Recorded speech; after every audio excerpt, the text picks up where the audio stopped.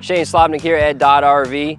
Right now I'm standing in front of a Rockwood 2911, one of our amazing travel trailers are going to be here at our open house this Thursday through Saturday. We'll pop in, take a look, show you a couple features. Come on in. All right guys, inside we've got awesome theater seats, very popular right now. Large king U-shaped dinette turns into another bed. Lots of counter space on this floor plan. Cabinet space down below. This is great for a pantry. Take a look at the bathroom.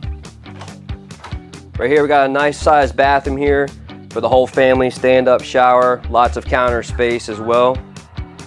And then here in the bedroom, our main bedroom, got a nice bed slide, queen size bed, and a nice wardrobe area as well. And you also have a door leading outside and a TV. You even have a nice window up here as well. And we'll come to the back. Back here, we've got the kids' room. So it's equipped with 2 top bunks, along with a sofa that converts down to another bed. This also pops up, gives you room to sit down, and you've got a TV in each room. One here, one in the living room, and also one in the main bedroom.